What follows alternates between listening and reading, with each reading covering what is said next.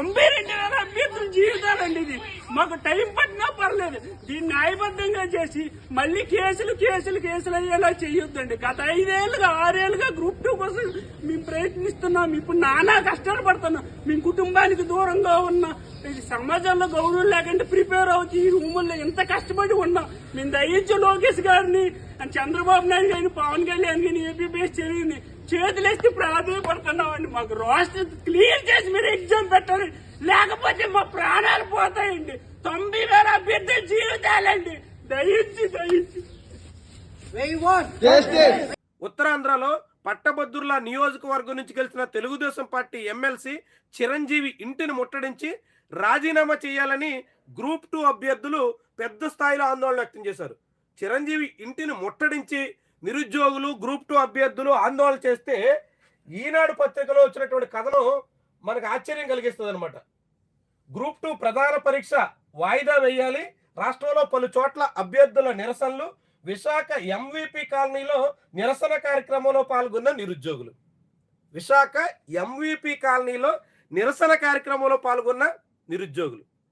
MVP colony అంటే ఎందుకు? MVP కాలనీలో ఏముంది? అక్కడ ఏమైనా ప్రభుత్వ కార్యాలయం ఉందా, లేదంటే ప్రభుత్వానికి సంబంధించిన ఏదైనా అధికారి నివాసం ఉందా, లేకుంటే ఎమ్మెల్సీ ఇంటిని ముట్టడించారా? ఇది ఎమ్మెల్సీ ఇంటిని ముట్టడించినటువంటి photo. Chiranjeevi MLC, TDP MLC Chiranjeevi ఇంటి ముందు నిరుద్యోగులు ఆందోళన వ్యక్తం చేస్తున్నటువంటి ఫోటో. దీన్ని ఈనాడు పత్రిక లోపల పేజీలో ఒక మూల ఎంవిపి కాలనీలో నిరసన తెలియజేస్తున్న నిరుద్యోగులు అంట. ఎంవిపి కాలనీలో ఎందుకు నిరసన తెలియజేస్తున్నారు? ఎక్కడ నిరసన తెలియజేస్తున్నారు? అది ఎందుకని ఈనాడు ప్రస్తావించలేదు? చిరంజీవి ఇంటిని ముట్టడించి టీడీపీ ఎమ్మెల్సీ రాజీనామా చేయాలని నిరుద్యోగులు నినాదాలు చేసి పెద్ద స్థాయిలో ఆందోళన వ్యక్తం చేస్తే చిరంజీవి ఎమ్మెల్సీ దిగు వచ్చి చివరికి వాళ్ళకి నచ్చజెప్పేటువంటి ప్రయత్నం చేయాల్సిన స్థితి వస్తే ఆ విషయాన్ని ఈనాడు విస్మరించి ఎంవిపి కాలనీలో నిరుద్యోగులు ఆందోళన వ్యక్తం చేస్తున్నారు. ఎంత ఒక విషయాన్ని, ఒక వార్తని, ఒక జరిగినటువంటి ఆందోళనని, వేలాది మంది గ్రూప్ 2 ఉద్యోగులకు సంబంధించినటువంటి అసహనాన్ని, ఆగ్రహాన్ని ఈనాడు పత్రిక ఏ రీతిలో వక్రీకరిస్తుందో చూడండి. ఇది వక్రీకరణ అనరా? చిరంజీవి ఇంటిని, ఎమ్మెల్సీ ఇంటిని, టీడీపీ అధికార పార్టీ నాయకుడి ఇంటిని ముట్టడించి నిరసన తెలియజేస్తే ఎక్కడో ఎంవిపి కాలనీలో ఏదో చేశారు, విశాఖలో సాగర తీరంలో ఒక నిరసన వ్యక్తం చేశారు. ఎక్కడా? ఎందుకు? ఆ ఎంవిపి కాలనీలో ఎందుకు ఎంచుకున్నారు? ఈ విషయాన్ని ప్రస్తావించాలి కదా. ఫోటోలో రాయలేదు, పోనీ కథనంలో వార్తలు ఎక్కడైనా రాశారా? ఎక్కడ ఆ విషయాన్ని ప్రస్తావించినటువంటి దాఖలాలు లేవు. రాష్ట్ర విధానం మీద, అక్కడ పాటిస్తున్నటువంటి నిబంధనల మీద గ్రూప్ 2 అభ్యర్థులు చాలా ఆందోళనతో ఉన్నారు. తక్షణమే ఆ విధానాన్ని మార్చాలని కోరుతున్నారు. హైకోర్టులో పిటిషన్ వేస్తే సింగిల్ జడ్జి బెంచ్ ఇచ్చినటువంటి తీర్పు పరీక్షలు కొనసాగించండి, ఇప్పుడేమీ అలాంటి మార్పులు చేయొద్దు అని చెప్పి ఇచ్చింది. దాంతో ఆదివారం పరీక్ష జరగాల్సి ఉంది.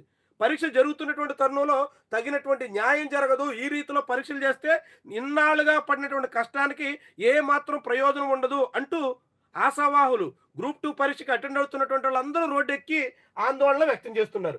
దీని మీద ఎంత స్థాయిలో ఆందోళన సాగుతుంటే దాన్ని ఈనాడు పత్రిక ఎట్లా చిన్నగా, అసలు ఆ స్పందనే లేదన్నట్టుగా, ఎక్కడో నిరసన తెలియజేశారన్నట్టుగా రాసే ప్రయత్నం ఏ రీతిలో చేస్తుందో చూడండి. ఆంధ్రజ్యోతి పత్రికలో కూడా లోపల పేజీలోనే కథనం వచ్చింది. గ్రూప్ 2 మెయిన్స్ పరీక్షను నిలిపివేయండి, వాయిదా వేయండి, సింగిల్ జడ్జి ఉత్తర్వుపై ధర్మాసనం ముందు మరొక అప్పీల్ వచ్చింది, రాష్ట్ర విధానంలో మార్పుల తర్వాతే పరీక్ష నిర్వహించాలి. ఇది మరొక అప్పీలు డివిజన్ బెంచ్ ముందుకి వచ్చింది. ఈ పరీక్ష నిలిపివేసి రాష్ట్ర విధానంలో మార్పులు చేసి అప్పుడు మాత్రమే పరీక్ష చేయాలి. ఇప్పుడున్న విధానంలో పరీక్షలు చేస్తే ఎన్నాళ్లుగా కష్టపడుతున్నటువంటి వాళ్ళందరూ నష్టపోతాము అని ఆందోళన. ఇక్కడ ఈ ఆంధ్రజ్యోతి వేసిన ఫోటో చూడండి. హైదరాబాద్ అశోక్ నగర్లోని కోచింగ్ సెంటర్ల వద్ద గ్రూప్ 2 అభ్యర్థుల ఆందోళన. హైదరాబాద్లో ఆందోళన చేస్తున్నారంట. ఆంధ్రప్రదేశ్ అంతా నిన్న గ్రూప్ 2 అభ్యర్థులు ప్రతి జిల్లాలో నిరసన తెలియజేస్తే ఎక్కడ ఆంధ్రజ్యోతి పత్రికకి ఆ ఫోటో దొరకలేదు, ఆ కథనం ప్రధానంగా వేయాలనేటువంటి ఆలోచన లేదు. హైదరాబాద్ అశోక్ నగర్లో కోచింగ్ సెంటర్ల దగ్గర మాత్రమే నిరుద్యోగులు ఆందోళన చేసినట్టుగా ఆంధ్రజ్యోతి పత్రిక ఫోటో వేసింది. చూడండి ఎంత విచిత్రమో. నిరుద్యోగులు వెళ్ళి వేలాది మందిగా వెళ్ళి ఒక ఎమ్మెల్సీ ఇంటిని ముట్టడించేస్తే, విశాఖలో పెద్ద స్థాయిలో గంటల కొద్దీ అక్కడ కూర్చుని బైఠాయించి నిరసన తెలియజేస్తే, ఎమ్మెల్సీ రాజీనామా చేయాలని వాళ్ళంతా డిమాండ్ చేసేటంత వరకు పరిస్థితి వస్తే దాన్ని కవరప్ చేసేదానికోసం, దాన్ని కప్పిపుచ్చేదానికోసం ఆంధ్రప్రదేశ్లో నిరుద్యోగులు ఆందోళన చేసినటువంటి విషయాన్ని తన పాఠకులకి, ఈ పత్రికలు చదువుతున్నటువంటి వాళ్ళకి తెలియకుండా ఎక్కడో హైదరాబాద్లో అశోక్ నగర్లో కోచింగ్ సెంటర్ వద్ద నిరుద్యోగులు బైఠాయించారంటూ ఒక ఫోటో పట్టుకొచ్చి వేసింది. చూసారా, ఒక వార్తని ఒక పత్రిక ఏ రీతిలో తనకి నచ్చినప్పుడు ఒకలాగా, తనకు నచ్చినప్పుడు మరోలాగా చిత్రీకరిస్తాయో ఈ రెండు ఉదంతాలు. ఈనాడులో విశాఖలో ధర్నా చేసినటువంటి విషయాన్ని ప్రస్తావించారు, కానీ అది ఎంవిపి కాలనీలో ఎక్కడో చేశారు అనేటట్టు మాత్రమే సరిపెట్టారు. ఆంధ్రజ్యోతి అయితే ఏకంగా ఆంధ్రాలో ఎక్కడ నిరసనలు కొనసాగినట్టుగా, రాష్ట్రంలోని అన్ని జిల్లాల్లోనూ ఎక్కడ ధర్నాలే చేయనట్టుగా హైదరాబాద్లో ఆందోళన చేశారు అనేటువంటి ఫోటో పట్టుకొచ్చింది. ఈ రెండు పత్రికల తీరు చూడండి, ఏ రీతిలో నిరుద్యోగుల యొక్క వేలాది మంది గడిచిన 2-3 ఏళ్లుగా కష్టపడుతూ తమకు ఉద్యోగం కావాలని అనేక రకాలుగా ఇబ్బంది పడుతున్నటువంటి నిరుద్యోగుల యొక్క వ్యవహారాన్ని ఈ రెండు పత్రికలు ఏ రీతిలో చెప్తున్నాయి చూడండి. దీని మీద నేను చివరికి నారా లోకేష్ కూడా స్పందించాల్సి వచ్చింది. ఆంధ్రప్రదేశ్ విద్యాశాఖ మంత్రి ఇంత స్థాయిలో నిరసనలు వ్యక్తమైన తర్వాత చివరికి ఆయన కూడా స్పందించి గ్రూప్ 2 అభ్యర్థులు లేవనెత్తిన సమస్యలు పరిష్కారానికి చర్యలు తీసుకుంటామని మంత్రి నారా లోకేష్ హామీ ఇచ్చారు. పరీక్షలు వాయిదా వేయాలని గ్రూప్ 2 అభ్యర్థుల నుంచి అనేక వినతులు వచ్చాయి.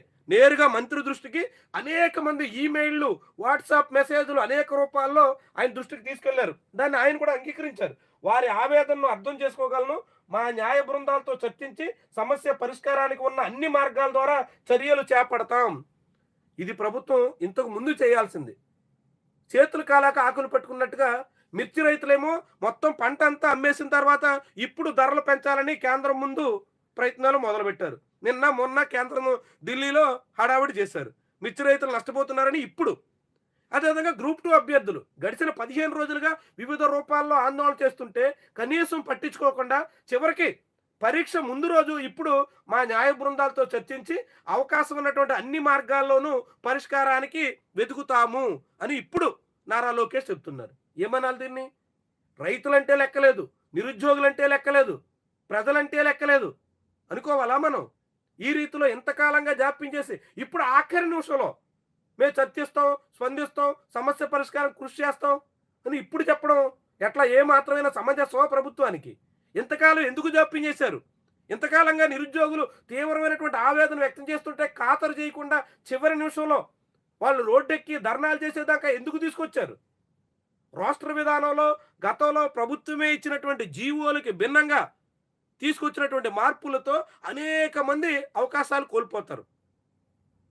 ముఖ్యంగా జనరల్ కేటగిరీలో ఉన్నటువంటి స్టూడెంట్స్కి తీరని నష్టం జరుగుతోంది. దాంతోనే ఈ ఆగ్రహం, ఈ ఆందోళన. దాన్ని ప్రభుత్వం సకాలంలో స్పందించి సమస్య పరిష్కారానికి కృషి చేసి నిరుద్యోగుల పట్ల సానుకూలంగా ఉన్నాము, సానుభూతితో ఉన్నాము అన్న సంకేతాన్ని ఇవ్వాల్సినటువంటి దశలో అందుకు భిన్నంగా వ్యవహరించి ఏకంగా ఎమ్మెల్సీలను ముట్టడించేదాకా తీసుకొచ్చినటువంటి పరిస్థితికి ప్రభుత్వం ఏం చెప్తుంది? ఇప్పుడు ఇవన్నీ కలిసి ఎమ్మెల్సీ ఎన్నికల్లో తెలుగుదేశం పార్టీ అభ్యర్థులకి చాలా చాలా తీవ్రమైనటువంటి సెగ తగలడానికి కారణం అవుతున్నాయి. అందుకే ఇప్పుడు హుటాహుటిని మేము స్పందిస్తాం, మేము పరిష్కరిస్తామని ఇప్పుడు చెప్తున్నారు.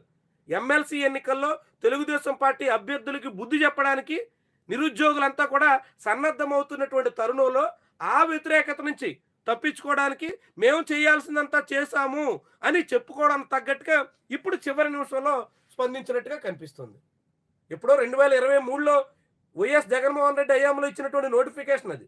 అప్పటి నుంచి పరీక్షలు వివిధ కారణాలతో జరపకుండా కాలయాపన చేస్తూ వచ్చారు. ఇప్పుడు ఈ ప్రభుత్వం వచ్చి 9 నెలలు దాటిపోతున్నప్పటికి కూడా ఈ ప్రభుత్వం కూడా దాన్ని సకాలంలో సమస్య పరిష్కారానికి కృషి చేసి ఏపీపీఎస్సీ పరీక్షలు నిర్వహించి ఉద్యోగాల భర్తీకి ఏ మాత్రం చొరవ చూపడం లేదని తేట తెల్లం అవుతుంది. ఇప్పుడు ఈ వేడి అంతా తగులుతుంది కాబట్టి ఇప్పుడు దీని నుంచి తప్పించుకోవడం కోసం అసలు నిరుద్యోగుల ఆందోళనని చిన్నగా లోపల పేజీల్లో ఎక్కడో అసలు ఆంధ్రప్రదేశ్లోనే ఆందోళన జరగలేదన్నట్టుగా చిత్రీకరించి ఆ ఆందోళన కూడా మేము ప్రయత్నం చేస్తున్నాం అనేటువంటి రీతిలో ఒక ప్రచారం చేసుకుని గట్టెక్కాలని ప్రభుత్వం భావిస్తున్నట్టుగా కనిపిస్తుంది.